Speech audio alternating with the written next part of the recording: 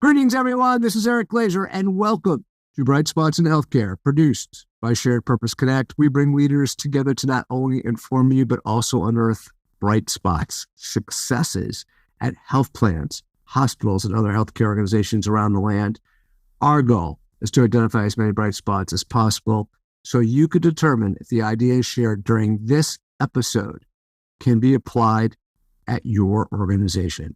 We believe this approach of finding a bright spot and cloning it is the most effective strategy to improve healthcare in our lifetime. If you've not subscribed to this show, you certainly should. Type in Bright Spots in Healthcare in whatever podcast app you use, and you get access to all of the great leaders that have come on the show to share their successes and their ideas, just like we're going to do today with Dr. Alec Peterson, our guest, Chief Medical Officer of Acute and Specialty Care at Devoted Health. Dr. Peterson leads Devoted Health's Care on Demand program and is particularly focused on how to maximize the potential of innovative at-home care delivery without overstressing an already maxed out healthcare workforce.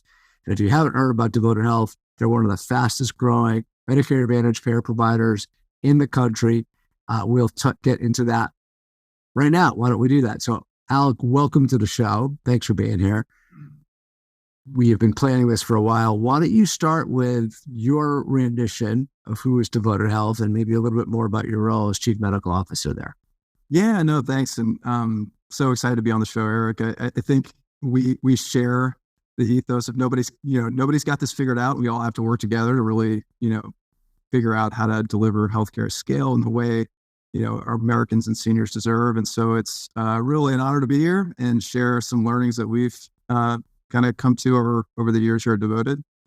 Devoted's got two big parts of the business. We have a health plan, which is a Medicare Advantage plan. We offer plans in 13 states, both traditional and D-SNP and SNP plans.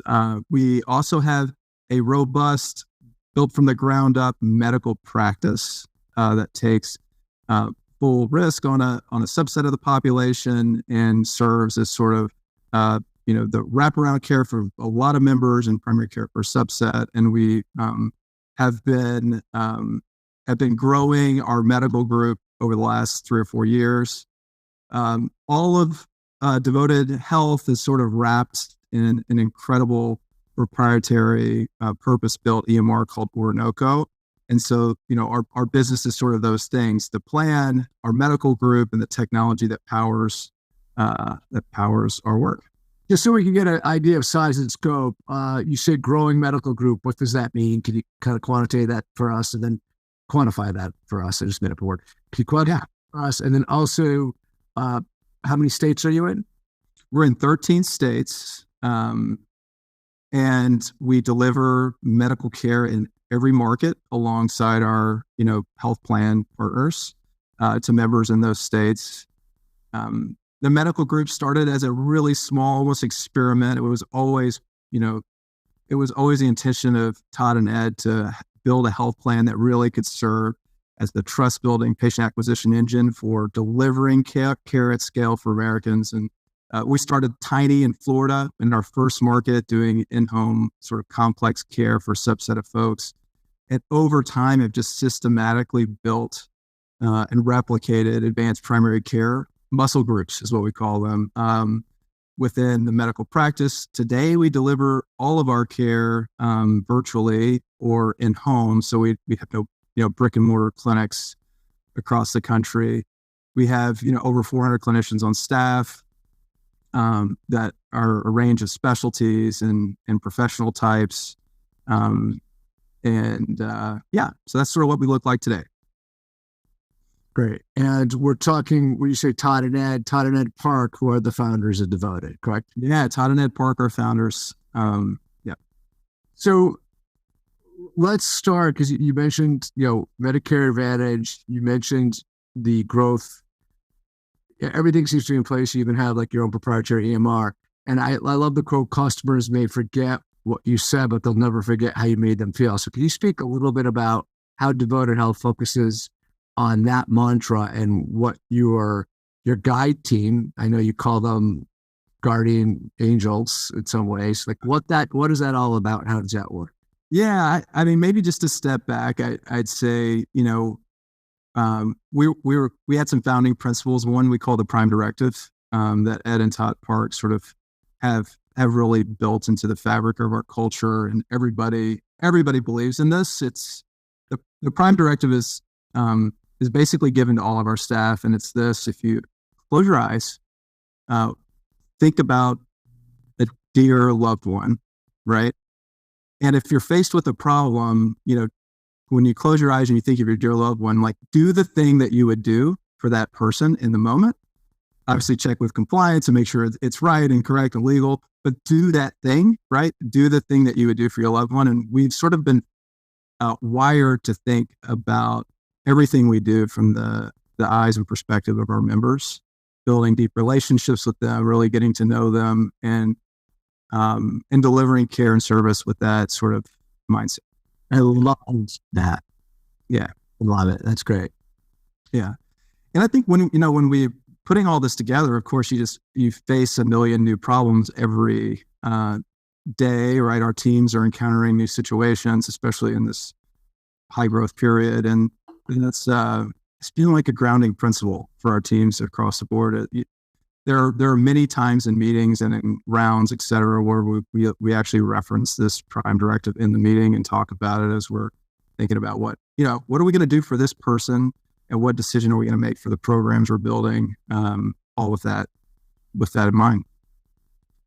Love that. And could you tell a little bit about how this impacts sort of your front door to the organization, and when people reach out to member services, and how that colors the experience that an individual gets when they enter into sort of devoted front door? Yeah, I mean, so you mentioned them, our guide team, which people lovingly refer to as this guardian angel workforce. People that engage with our members with a tremendous amount of love and listen and connect and solve problems every day. They're basically our trust builders, our foundation layers. They engage with our members so much. I think one of the last statistics I heard was 40 to 50% of our members engage with Devoted every month. And they're engaging in various ways, but primarily through this inbound call guide channel, right? Where they're calling our teams. Sometimes those problems are related to their benefits. Sometimes they're related to their health, like current symptoms or health needs that they're working through. And the guide team has been just tremendous in adopting this connect, listen, solve approach. And really the purpose is to get to know the person as a human, make sure that they know we understand them, both like their medical needs and their personal and personal priorities and needs, and then connect them to the right next thing. And that is, we measure trust as our sort of North Star, both on the guide side and in the medical group side, and sort of believe trust is a currency of healthcare. So it's the thing that unlocks our ability to do everything else downstream, and it sort of starts with that front door, Eric, that you mentioned. Well, you said trust is the currency in healthcare, and the guide channel is the key to that. Can you give an example of what you do within that operations center to build that trust? Like you mentioned to me when we're preparing for this, sort of the speed it takes to answer a call when you're first getting in. That's part of it. Could you just provide one or two examples? Yeah, I mean, I think one big part of trust, of course, is reliability, and people want to trust you. I have to know that you're going to pick up the phone and deliver something reliably every time. And so, like, being exceptional in operations is something. I don't run the guide team. I'm a doctor, I work on the medical group side, but I have just been so surprised, impressed by how excellent the operation there is. They pick up the phone within 30 seconds every time. They are exceptional at solving the call on the first touch and not ping-ponging the person around. And they're exceptional listeners. I mean, we invest a ton in training our teams and selecting for people who are just exceptional listeners and connectors. So I'll give you an example. We had a patient call in Recently, just as to sort of put this into a story, he was inquiring about their vision benefits and wanting to change, needing to change a provider. But the guide on the call, heard that the patient might have sounded a little off, said, "Oh, I see here that you were just in the hospital. Is everything going okay?" And really deeply connected with the person and their situation in that context, and was able to kind of take a moment that was maybe transactional for some groups and turn it into a relationship with this person. And we discovered that they had a really, emerging health need that needed to be addressed quickly. And they were able to understand that, listen for that, and build the trust necessary to connect them to our medical team, which we can talk more about later. But that's the way they're wired. They're wired for not just let's handle this transaction. Let's reduce the call time, right? And they're really saying, how do we get to know you and actually build trust with you, so we can solve your problem downstream. Yeah, let's talk about that now. The medical team now, like how does that dovetail into how you provide care, and how do you manage as the CMO, Devoted Health's medical group, to connect with that culture that you've established, at the guide channel level? Yeah, I'll say, our medical group, some key ingredients that we've kind of learned over time and have, again, in keeping with the bright spots I did, just came into by solving problems over and over again and realizing what works. The key ingredients are these things: deep specialization, and like incredible amount of connectedness within our organization and externally. And I'll give you an example of our commitment to this like level of connectedness or coordination internally. We just finished this program called One Devoted, where we brought many representatives of our frontline teams, of which there are many, right? Many clinical services, many operations. Brought them here together to share stories, talk about what they do, so each person could understand and connect the dots with their sister programs or teams or people. And bring that information, culture, connectedness back to their teams, and really bring it all together as one seamless experience for the member. And so this example I was just telling you about, where the patient called in, was just in the hospital. On the guide side, that patient was immediately transferred over to our Care on Demand team, a team that I run, and was seen by a nurse practitioner on our team, was able to dig in and connect that call to the guide call. "Hey, I saw, Amy, the guy that just spoke with you, sent you over. She told me about what was going on." Within 30 minutes, that NP had sort of gone deep into the medical record, understood the context, and started, treatment of the patient. And then connected the patient on down to downstream programs at Devoted. And the sort of things that we hear back after that are, "Man, like, you all knew me incredibly well. Like, you may have known me better than anybody I've interacted with in the healthcare system." And I think that ability to tie it together is critical to our success. So in that example, and I just want to make sure we're clear, so the guide during that initial conversation about that to that person that's getting discharged is putting in notes into your proprietary EMR. When the transfer is made over to someone on your team, they're looking at that same EMR. Now the notes are already in there, so that nurse practitioner could pick right up on it. Is that? Yeah, that's exactly right. It's all connected. So the EMR powers every part of our engagement. It's not like it was a three-way call where the guide is introducing them to the NP. It's a transfer over, and then the NP is looking at a screen and sees what they just put in. Yeah, it's both. I mean, we do both. And in some cases, especially when it's really time sensitive, we're talking on the phone to each other with the member on the line, and we're getting them connected to care and solving their problem, all within the same phone call with the same encounter. Hopefully that helps answer. It does. I also want to, because I heard something that could be easily replicated by our listeners. This One Devoted program, not easily, but I just want to make sure I understood it.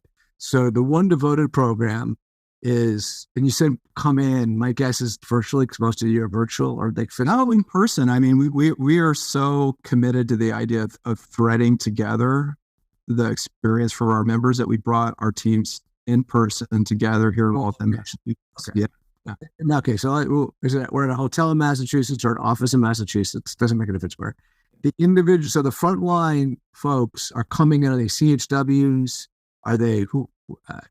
And they're coming in and they're basically telling almost like a grand rounds like story about a patient encounter, so that the different layers on your clinical team, from RN and NPs all the way up to specialists, MDs, are listening to these stories live. Is that the way? Yeah, I mean, that's part of it. And it's not just the medical group. This is all of our patient or member facing teams. So guide teams and our social worker teams and the medical group teams, everybody.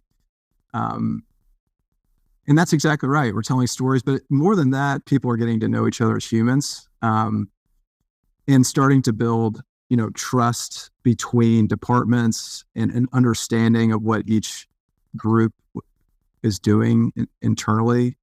The one thing that's true is we know we're not solving problems at Devoted in isolation.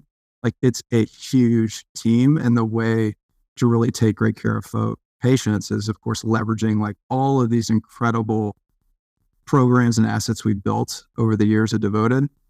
And we invest deeply in just doing that, right? And part of it is people understanding. Part of it is, internally them trusting that the other team across the aisle or virtually across the country is going to take care of the patient when they transfer over. And you said to me recently that you guys believe specialization is the key to unlocking value. Can you tell me a little bit about what you mean there and what you guys are doing as it relates to specialization? Yeah, no, definitely. So I think everybody sort of understands the idea of more reps, right? More deep knowledge, experience in any clinical service yields better outcomes. Anything in life, right? Anything in life. Well, that's all the conversation. As long as you're learning, right? And you're actually not just etching at bad behaviors. And that's what we found to be true over and over again. I can't say that's how we started everything. We've started in a generalist way at times and have evolved into that as sort of a guiding principle almost in the way we deliver care. Now, the problem with that is, I'll give you an example. We have teams that don't just think about endocrinology, they think about diabetes in a specific population, right? They're incredibly skilled at delivering the set of things that patient need, that very specific type of patient needs, reliably, safely over time. What does that mean specifically? So does that mean you're taking a certain niche population? Or we're talking about now some social determinants and Yeah, no, that's right. So it's a subset of the diabetes population that has very poorly controlled blood glucose. So their A1C is greater than 9. These are folks who are at incredibly high risk for cardiovascular complications, usually are on insulin and more advanced therapies. And they have a whole lot of work to do in a very specific set of both medical, psychosocial, et cetera, needs. And we built a team, purpose-built a team that is specialized in serving those people in that condition. What would I need as a member to qualify to be served by this team? 9.1 or above, I get that. Do I have to be a certain race? Do I have to be a certain gender? Oh, no. Nothing like that. It's just when you have very poorly controlled diabetes at that range, there are a lot of things that sometimes correlate with that. And we've systematically, as learning, and we can kind of talk about our process of building programs, built the muscle groups required to actually serve those patients well. And those needs look different than our hypertension program, right? Where that may be the only chronic condition they have. They have a very different set of needs. And we've built a micro sort of very highly specialized program to serve those needs incredibly well. You might end up, maybe just the last thing here, you might be the listeners and you might be thinking, well, if you have like 50, older adults have a lot of problems, right? And so if you're building these very niche, like purpose-built programs for every single little problem, that seems pretty complicated, right? That seems like a pretty fragmented situation. and our seniors are already seeing, like a third of them are already seeing 5 specialists or more. So now we're just adding in more, tiny little lanes and interventions. And so we always say, like, this deep specialization has to be coupled with incredibly, incredibly careful, deliberate coordination so that we don't add burden to primary care doctors, to the patient, right, and having to navigate all of these things. So we think they have to work together in combination to really do the job. So how many of these COEs do you have in the organization? Yeah. So we have 3 big departments. I was sort of referring to our specialty care group, and our specialty care department has diabetes, hypertension, or cardiometabolic diseases, or cardiovascular prevention bundle work, which includes hypertension and hyperlipidemia and those sort of conditions. We have a heart failure clinic. We have a COPD, a respiratory disease clinic, and a palliative care clinic in that group. We also have deep specialization with our mobile and virtual complex care longitudinal programs. And those are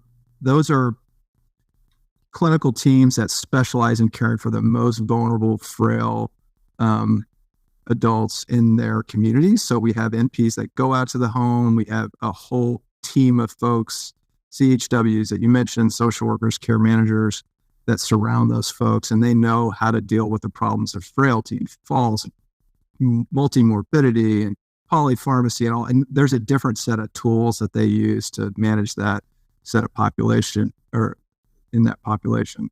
And then we have this specialization in acute care and transitional care, which is different too. Those are patients that are coming in with some urgent clinical need, or maybe have just come out of having a hospitalization or ER visit and have a set of needs around, staying well, getting well, or staying well at home in those really vulnerable moments. And so we've decided purposely to go deep in specialization across all those lanes. Okay, so let me see if I could summarize that, because I think I got this, but tell me if I'm categorizing everything right. So you mentioned 3 key areas of specialization. One was around what I'll call chronic illnesses, and you mentioned diabetes. You said hypertension, but then you noted it's really a lot of cardiovascular conditions that you put into that category. You mentioned the heart failure, COPD, palliative care. So those kind of all fall under your specialization in chronic care category. That's right. Yeah.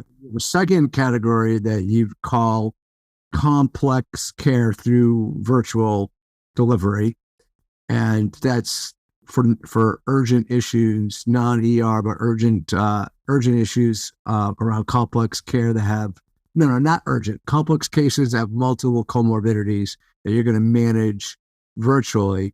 And then you have the specialization in acute care as your number 3 area, where you address urgent clinical needs.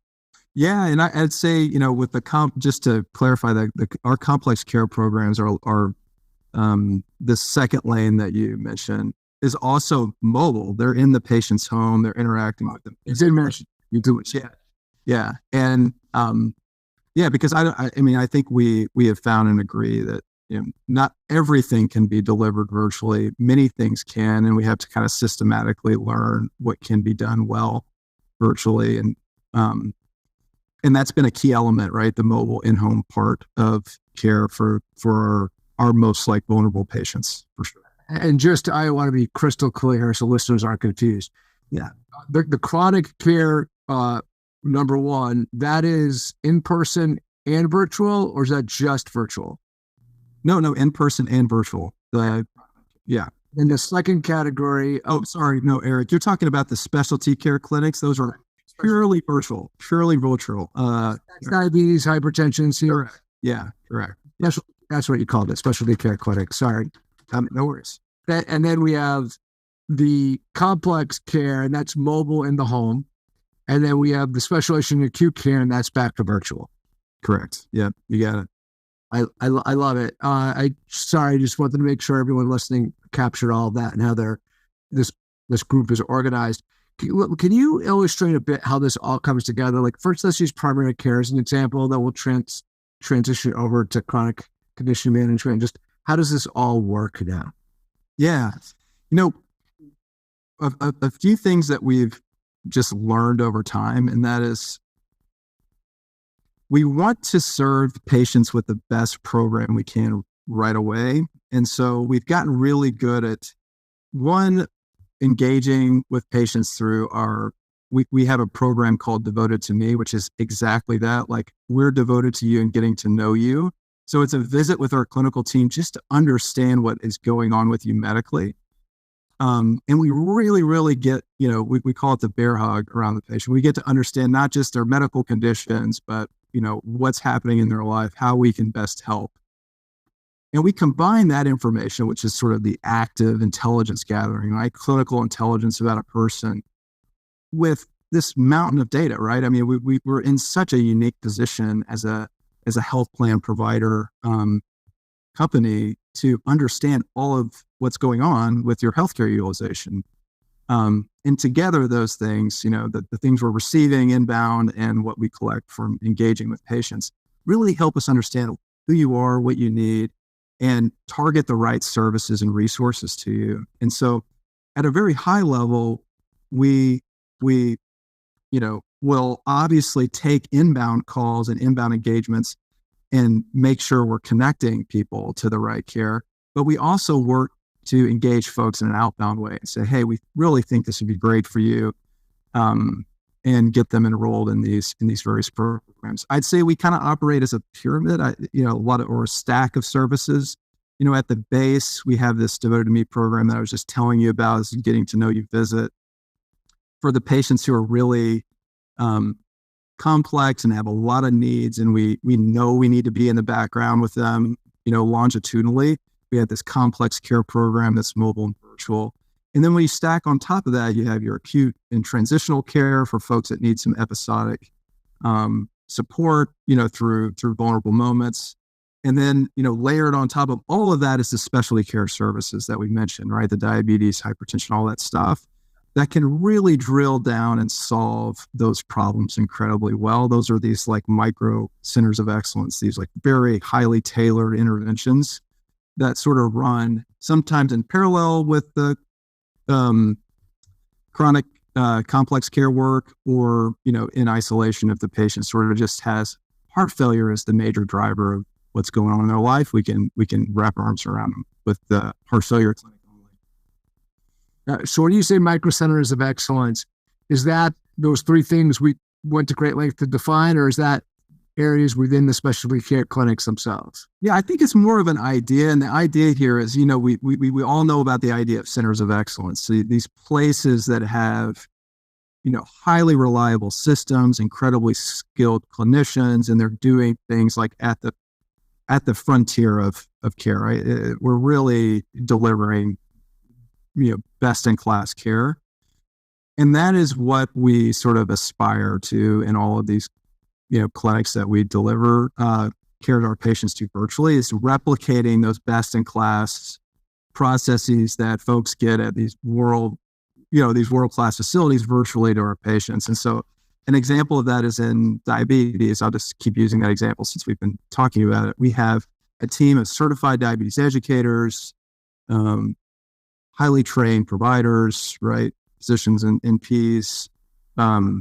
We have these very, very skilled technicians that understand continuous glucose monitoring, clinical pharmacists, social workers that understand what it means to live with chronic illness and diabetes and how to work through and the barriers that people commonly face.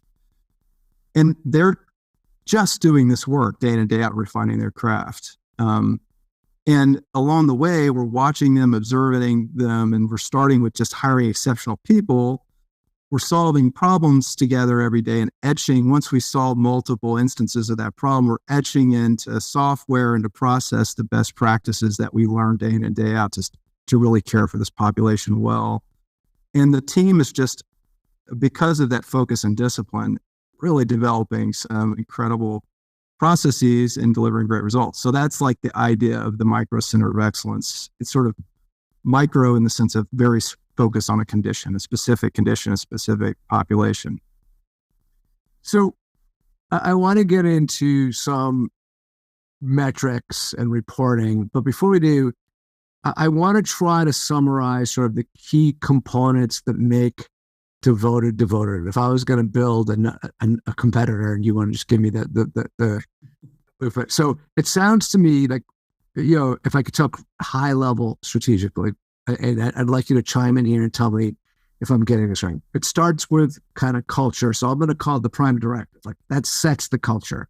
And I know there's more than goes into it, just this one line about closing your eyes and thinking about a dear loved one and what you do for them. But like, that really sets the stage. So you have to have the culture. The second, I guess the second would be sort of to that end, a sophistication around customer service that not every call center and customer organization has. And maybe that's getting more tactical than I want to be, but I'm going to point that out. I'll call that 2 for now. Number 3 is deep specialization. So really, from a healthcare perspective, thinking about specialization as the key to unlocking value and figuring a way on how to manage that using advanced providers, non-clinicians, and clinicians in a way that gets everyone practicing at the top of their license. So I think that would be number 3. And then 4, as the foundation to all of this, is one platform that everyone is working off of. So there's no fragmentation from an information sharing standpoint. Yeah. You're threading it all together. I think that's exactly right. And is there anything else? Yeah, I wanted to get, like, 'cause I'm sure I'm just listening to you talk and taking notes and trying to kind of put it all together. But yeah. No, again, I think just to double down on number 2 here, that through line is there in every program. So even our deeply specialized programs and teams, like, the bedrock of the care we deliver is founded in this prime directive. It's founded in this idea that trust is critical to our ability to deliver any results in this population. And so we think a lot about doing that with excellence. In fact, we train our teams on listening. We train them on how to, pick up on the nuances and connect with people. And we differentiate on that dimension also, across our clinical teams as well. So yeah, I think you summarized it really, really well, Eric. As soon as that trust is the currency in healthcare is another key point you made. I do think that the primary care, the primary directive that you mentioned at the very beginning, the prime directive that you mentioned at the beginning, though, does instill an approach that creates that currency. Totally. And I mean, I think, one thing that we've learned in all experience, I mean, yeah, I do visits nearly every week, and I feel this every so often, is people have just lost a lot of faith and trust in healthcare. They've expected a call back and not gotten it. They've gotten the runaround in a lot of places. They've had the outcomes that they wish they wouldn't have had. It's been, and people have lost hope. And I think our goal in all of this, in excellent operations, but also just exceptional listening and service, is restoring hope, right? The folks that have diabetes and they've been working at it, for many, many, many years, the question that comes up in their mind, we're like, do you want this diabetes clinic, this center of excellence I've been talking about? Is like, why would this be any different than the things I've tried over and over and over? Right. And it's our job to make sure they can regain some sense of hope that this time we can do it together, right? And so that's the thing, actually, that's the hardest to solve. And that's the thing we invest a whole lot of time in thinking about how to do well.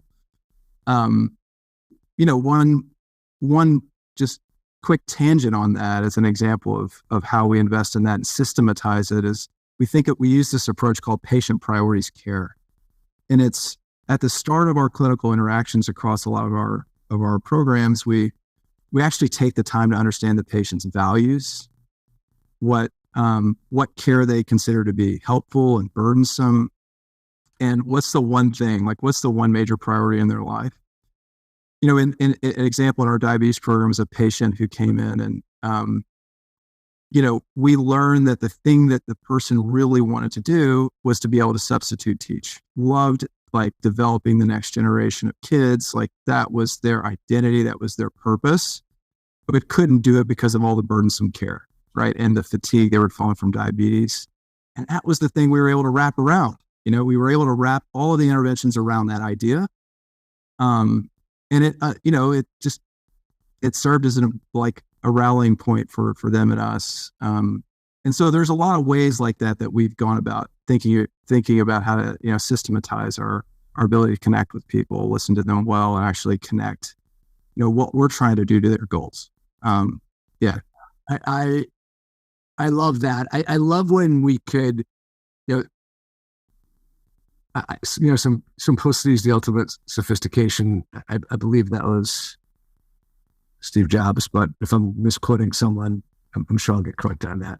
But it is like when you get that one simple metric to be your North Star. I remember hearing a keynote on palliative care, and the simple question was asking the individual patient, like, what's the goal? And the example the speaker was giving was, hey, this person said, I just want to be able to eat ice cream and watch baseball.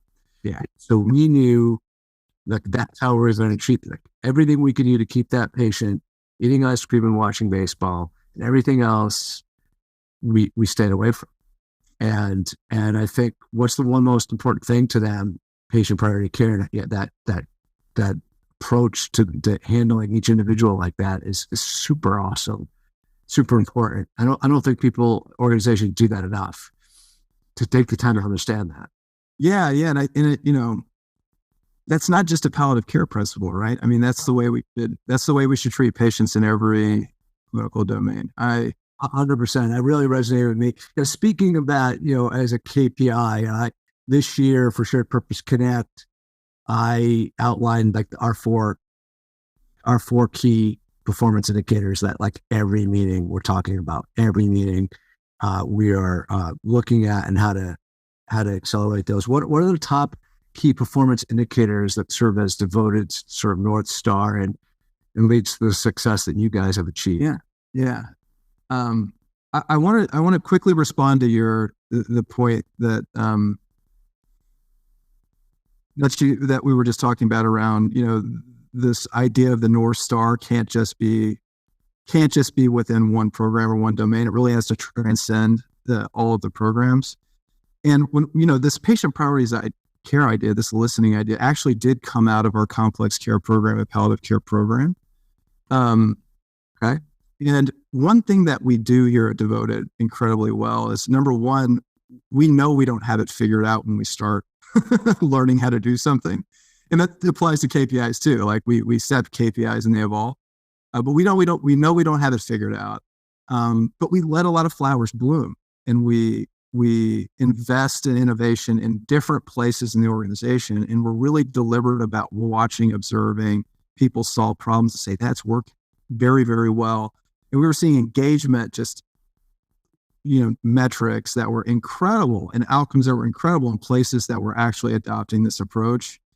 And yeah, we're all wired around the prime directive, but we sort of took that bright spot, Eric, like that you say, that positive deviance in our own system, and poured it across the rest of the organization to kind of really make sure we're delivering that experience across the board. The KPIs are, our companies, you probably know, is hearing all of this is complicated. It's got a big, we got a plan, we've got the medical group. Within the medical group, there's a lot of domains, but at the end of the day, what we care about patient trust. And that translates into engagement. That means when our patients trust us, they call us. And that is one of the hardest. You can build the best clinical programs in the world, which I think we built some, right? But if you can't get people to raise their hand and trust you to deliver those services, like your business you're not able to have any impact in the world, right? Yeah. And so we think about that a lot. We invest in that. I'm sure that's like crystal clear to everybody listening to this now. We also think a lot about keeping patients healthy and at home, right? A corollary to that is like, how often are patients going to the hospital and going to the ER? Are we doing our job keeping them at home with their loved ones or not? And so we focus a lot on those metrics of healthy days at home, or the corollary being like, how often are you in the hospital or emergency room, as a marker of health and wellness, like in our healthiest days at home rather than just ED visits or admission days, although I'm sure that's probably part of the report. Yeah, it's sort of the corollary of that. I mean, the easiest thing to track for us is like, if we're doing a good job, patients aren't going to the ER, they are going to the hospital. And does that vary by condition, or are you just looking at it holistically, like the benchmark's 365 and you're trying to get 365 each and every year? Or? Yeah, no, I mean, we look, of course, we look at the population and say, what would we expect this population to look like in terms of how healthy they are, how often they go to the hospital, et cetera, and how well is our clinical intervention, working against that population. So we use benchmarks, of course, to say, we're doing better than a well-managed group. If that makes sense, Eric. Well, yeah. We got engagement. We're measuring trust. So how often are they engaging with us? We're measuring keeping patients healthy and at home. What else? Yeah. And of course, one thing, and we haven't really talked about a really another grounding principle here that I've learned and loved to use, which is people first, problem second, process third. But we think a lot about our people because, that guides, the guardian angels, as we refer them to, they're the way they treat the member is an extension of how we treat them, right? I mean, I think the point here is you can't expect to deliver this high empathy, excellent service day in and day out unless you treat your people incredibly well. And so we spend a lot of time thinking about our employee engagement, how satisfied folks are in their job, and coaching, developing, building the team that we want to stay around and retire here with us at Devoted. So that's a dimension we think a whole lot about. And then, of course, you can't do any of this without the people, but you also can't do it without great service and operations. And so we have a whole set of, KPIs that's just are we doing this reliably every time? Are we delivering the interventions we said we were going to deliver in a way, that's consistent across the board? And so if I had to kind of break, without getting super specific, kind of each, those are sort of the big dimensions. Yeah. So you said, I just want to make sure before I employee satisfaction, I'll list that as number 3. I'll summarize this for everyone. So you don't have to click rewind here. People first, problem second, process third. Is that what you just said to me at the beginning of that whole? Yeah, no, that was just a sort of a lead into the fact that So here we go, folks. This is what I got for the 4 areas where they're focusing on. The trust factor. How are people engaging? 2, the clinical factor. Healthy days at home. How are we keeping our patients healthy and at home? The team member, our employee satisfaction, because if we're keeping people really happy, they're doing really good work for everything that we just mentioned. Incidentally, in the book Good to Great, one of the great companies mentioned Southwest Airlines. And I remember reading this book, and then years later, my sister-in-law went to work for Southwest, and I just her raving about how great it was work there. And she was just at a desk. And just how great each market they treated their people. And she got flown a number of times to the CEO's house. Just they made their people feel so special. And that was probably tied very closely to how they were so financially successful for all those years in that category. So employee satisfaction. And then the 4th one you said is sort of services and operations. There's a lot of KPIs that cascade from there, but how well are we doing with everything that goes with our services and our operations? So yeah. No, that's exactly right. And, there's some key things nested in all of this. One thing that is critical and always true is we're hyper compliant, right? So we focus a lot on making sure that everything we do is just delivering care in a way that Medicare and Americans are trusting us to deliver these things in a compliant way. So there's a lot of attention to that. And that's super important, super boring, but super important. Super important. And inside the clinical metrics, I mean, we talked a lot about, keeping people out of the hospital and the ER, but, and we may go there, but we focus a lot on clinical quality and preventative care. And we've And that's probably obvious to folks in hearing all this. I mean, we're a value-based group. We're so oriented around, keeping the patient healthy, but that translates into clinical stars, right? So we think a lot about our stars performance and quality. And so there's a few subcomponents in the clinical domain, and preventative care and stars is a big part of that. Yeah, but if people healthy and at home, all that stuff falls into play. Yeah, it's part of it, right? I mean, the whole point of incentivizing, plans to make sure somebody gets on the status because it's the right thing to do, and it saves lives. It keeps people out of the hospital with heart attacks and strokes, and we just take that super seriously, and have built a lot of great programs around that. Yeah. All right, I know we're closing in. We're spending a lot of time. This is I have to ask you, and do your best to if you were going to build this all over again from scratch, would you do anything differently? Like, what would you do differently? There's got to be something you would do differently. Well, I want to say, first of all, that like most of this is not me. It's the incredible team that I've been like so inspired by and work alongside every single day. And I will also say that the one thing that all the things that we've learned were surprises in the places that we've evolved into. It's not like we had some grand master plan. Well, maybe Ed and Todd Park had the big master plan, but for the most part, the way we've developed these programs has not been, Alec Peterson has like a vision for how this thing should work. We've started everything, and I wish I had done this better earlier, like in our journey, but we started everything with just hiring super exceptional people who had the athleticism and curiosity to really dig in and solve problems and that deep expertise there. And we just watched them solve problems, the first instance of the problem, the second instance of the problem. And once we started to figure out the patterns that worked, then we built the tools to support them, and we built programs, and we evolved into the adjacencies that we weren't, and problems that we weren't yet solving. And so if I had to build it over again, I guess I would say, the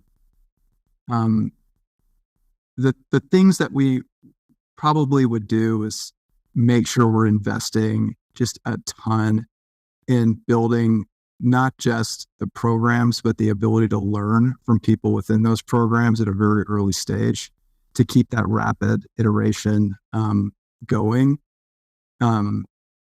We did that, but that was always something we could get better at. So hopefully that works. I love that. So I'm going to summarize some things. This is very strategic, great stuff. Hire super exceptional people. The two characteristics you mentioned, and this is worth pointing out because I want you to make sure I am interpreting it right way, is maybe we get caught up a little too much in, and I'm not talking about the clinical leadership who's going to be treating the patients as a clinician, because that's where you're super specialized, but we get caught up in specialization and specific job titles, past job titles. But you said something that caught my attention. Hire super exceptional people who are athletic. Athletic to me in the business world means flexible, to play different positions, do different things, shift gears, and curious. Like they want to learn new stuff. They want to listen. So those are the two characteristics you mentioned tied to exceptional. Hire super exceptional people, athletic and curious. And then I wrote pay attention to my notes, and then you kind of came across full circle on me and said, you need a platform or a process to learn quickly so you could create rapid iteration, which is basically what I meant. You said it much more descriptive and articulate than I did when I wrote down pay attention. So I have great people and then a process to be able to get feedback, learn quickly, and rapidly iterate. Yeah. That's all. Key ingredients. And I think, the thing that we learned maybe early on was it's easy to hire, to your point, Eric, like subject matter experts, and then come in and pre-optimize the solution, right? Like build the process before you've solved the first or second instance of the problem in your context with your people in your population. And it's just backwards. It doesn't work. And you end up having to unravel all of that, and you waste a lot of time. And so I think the way you said it, is spot on, and something we've learned over time, and something that's just it's been fun to work in that environment over the last few years. company, I'm a big believer we don't do enough looking outside our industry.